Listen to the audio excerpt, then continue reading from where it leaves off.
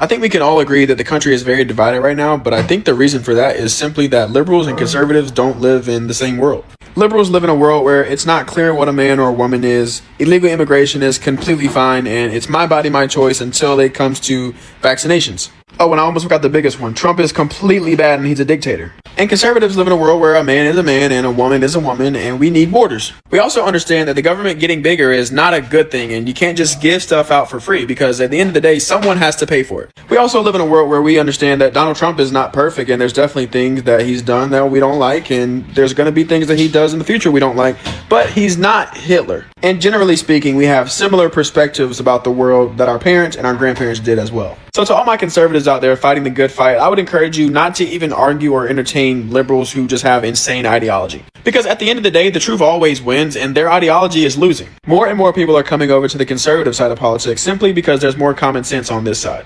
We should continue to discuss issues amongst ourselves and make the ideas coming from the conservative movement more robust, but let liberals wilt away in the ideological desert.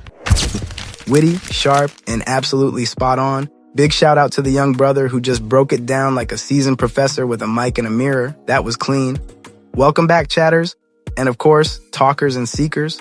You're locked into the chat where clarity trumps confusion and truth has no pronouns. Now listen, with the latest wins by the Democrats in New York and other deep blue strongholds, it's easy for some conservatives to feel discouraged. But let's keep our heads in the game. Those are blue states. They've been blue since your grandma's recipe for Sunday greens. So what matters is not whether they stayed blue, it's how the country's soul is shifting, and trust me, it's shifting. At this point, if you've got eyes that see and ears that hear, it should be clear. The Democratic Party no longer functions anywhere near the Word of God. Let's call it like it is, their current ideological direction.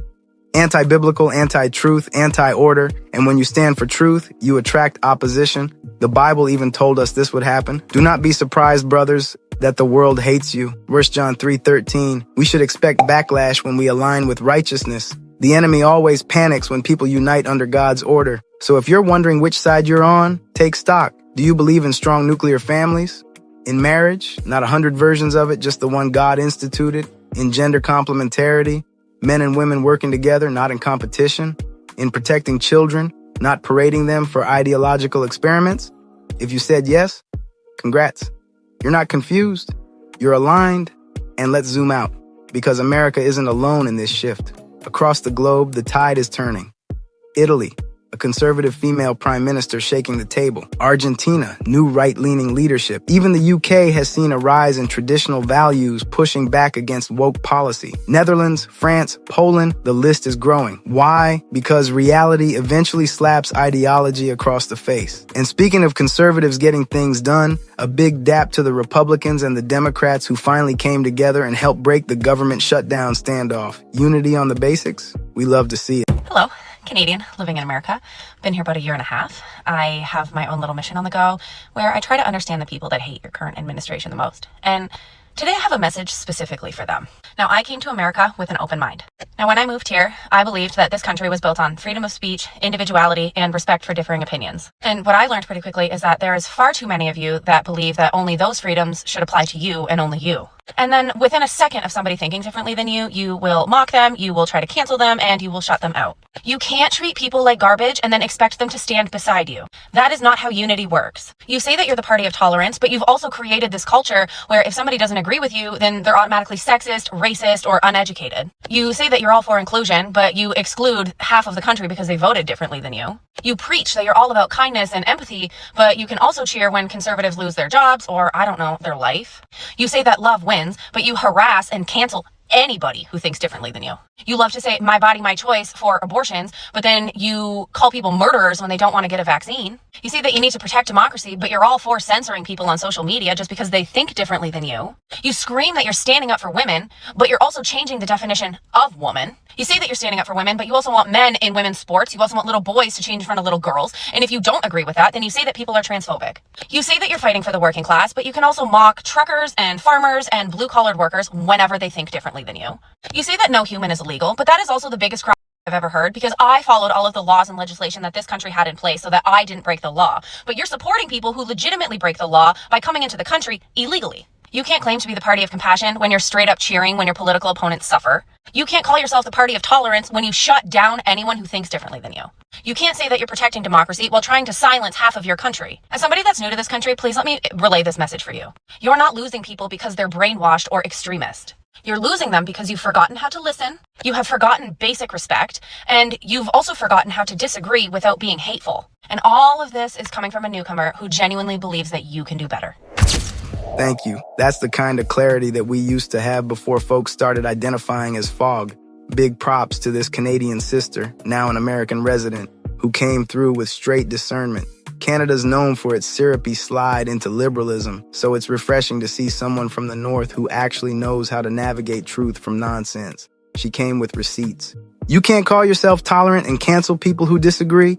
You can't scream my body, my choice while demanding forced vaccinations. You can't say love wins and cheer when conservatives lose their jobs, or worse.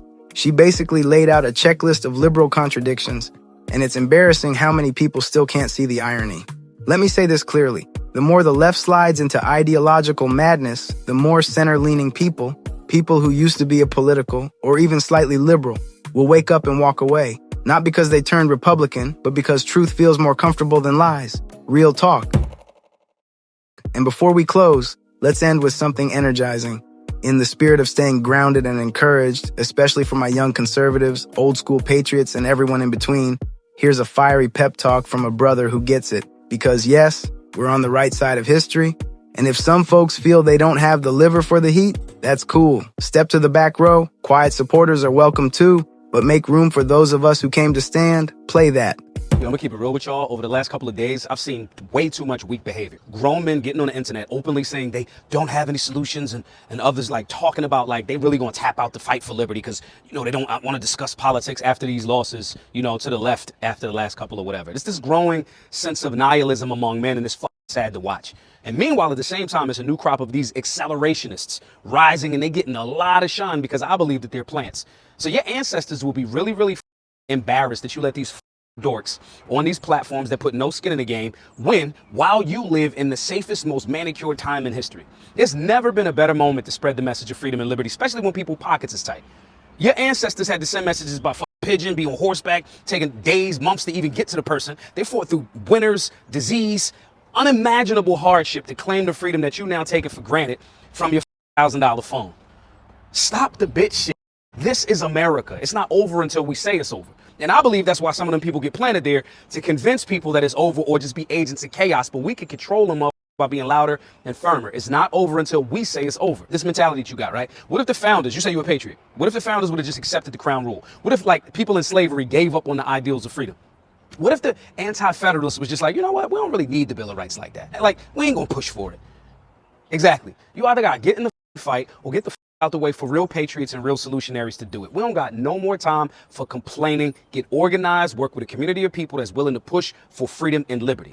Stop embarrassing your ancestors. You are an American, and being a bitch is un-American. And if you really can't take it, become a hermit.